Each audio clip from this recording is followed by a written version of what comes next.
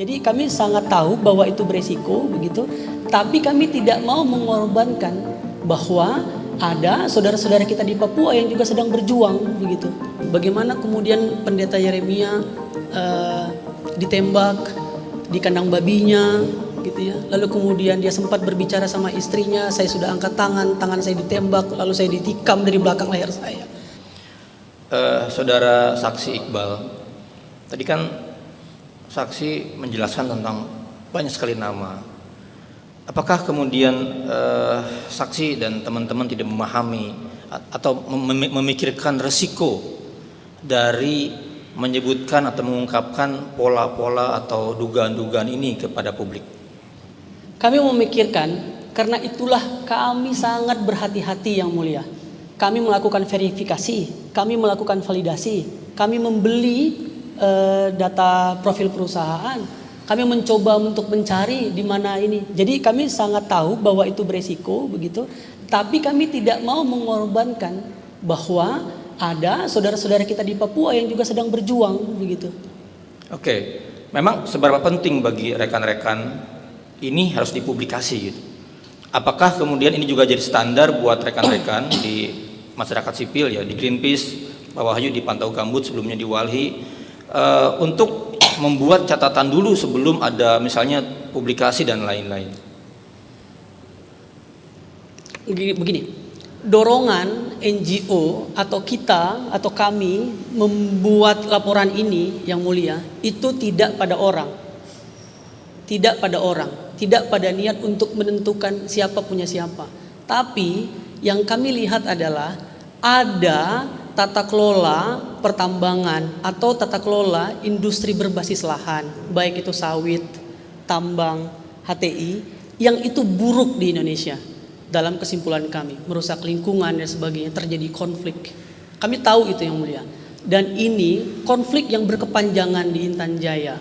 Dan kami tuliskan di sini bagaimana kemudian pendeta Yeremia ditembak di kandang babinya gitu ya. Lalu kemudian dia sempat berbicara sama istrinya, saya sudah angkat tangan saya ditembak, lalu saya ditikam dari belakang leher saya. Ini adalah satu fakta yang tidak bisa kita pungkiri, bahwa di mana ada ekstraktif industri, konflik itu tinggi. Kami tidak mau konflik itu berlarut-larut di Papua. Kami mau anak-anak Papua mendapatkan haknya untuk sekolah. Kami mau kedamaian ada di Papua. Itu niat awal kami mengeluarkan ini. Sehingga kami harus memaksa yang mulia. Kami memaksa pemerintah harus lihat ini gitu. Bagaimana kami lihat bahwa ini bukan kepentingan negara saja, bukan kepentingan pendapatan negara dari pertambangan, tapi ada orang-orang yang diuntungkan di sini, ada orang-orang yang mendapat insentif, ada orang-orang yang berdagang pengaruh. Maka judulnya adalah ekonomi politik. Tujuan kami lebih besar daripada itu, dari sekedar menyebut nama. Tujuan kita adalah perbaikan tata kelola industri berbasis lahan di Papua, dan orang-orang Papua mendapatkan haknya untuk berdamai di sana. Gitu.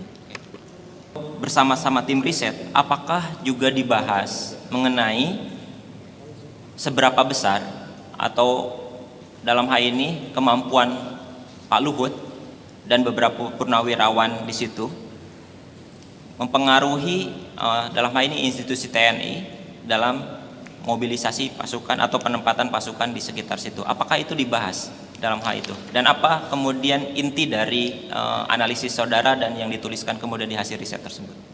Kami membahas, dan pada saat itu pembahasannya, ini fakta pada saat kita berdiskusi ya, pada saat itu pembahasannya bahwa Luhut bin Sarpanjaitan tidak berdiri sendiri sebagai purnawirawan.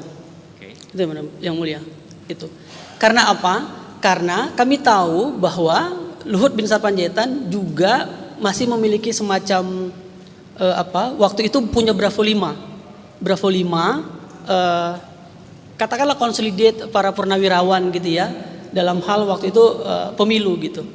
Lalu kami juga menemukan di beberapa perusahaan-perusahaan Luhut bin Sarpanjaitan seperti Tobabara misalnya, kami menemukan ada nama Fahri Ali di situ, jenderal purnawirawan yang pernah juga menjadi menteri agama, Suhaidi Marubesi misalnya di situ, Paulus Prananto misalnya.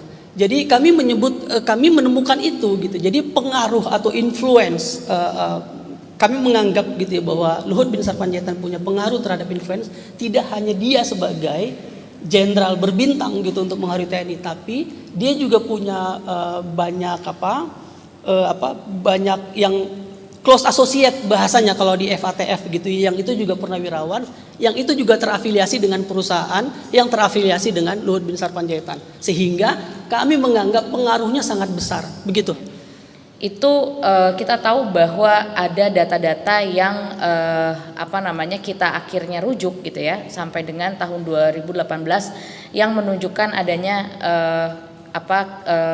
sebuah relasi begitu ya antara Toba Sejahtera ataupun Tambang Raya Sejahtera dan Toba Komdel Mandiri di dalam pertambangan yang ada di Intan Jaya begitu. Tetapi kita tahu bahwa di tahun 2019 perusahaan sudah dibubarkan. Apakah pada akhirnya hal tersebut meniadakan tidak adanya keterlibatan tersebut? Sebagai peneliti, kalau saya menghapus fakta apa yang dituliskan di dalam ASX rentang 2016 sampai 2017, itu kami berbohong terhadap masyarakat Papua.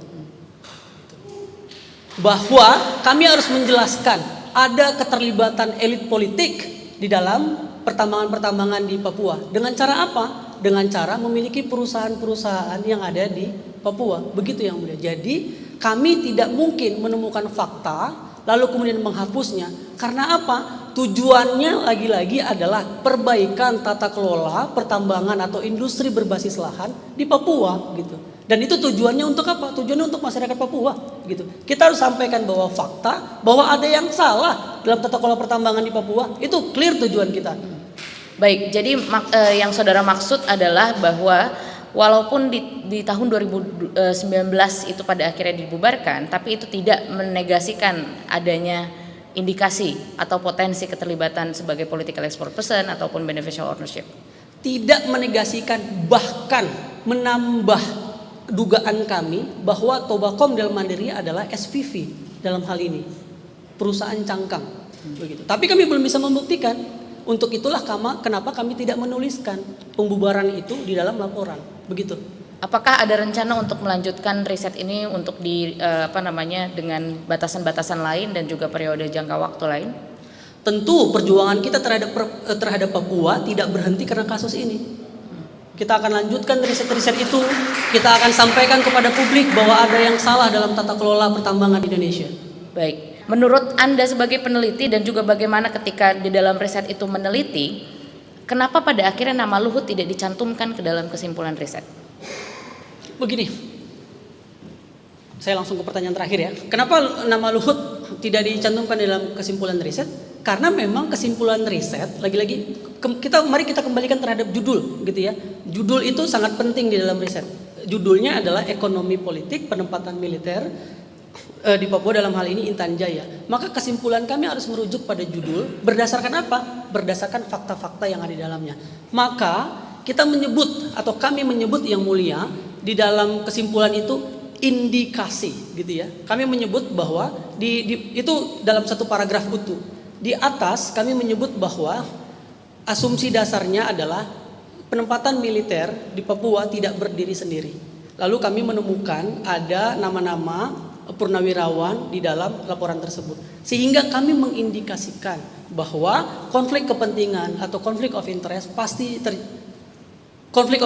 terjadi di Papua. Begitu. Jadi tidak perlu menyebut orangnya, karena kami menyimpulkan. Namanya kesimpulan, kami menyimpulkan dari judul, kami menyimpulkan dari temuan, kami menyimpulkan dari data, kami menyimpulkan dari informasi yang ada. Begitu.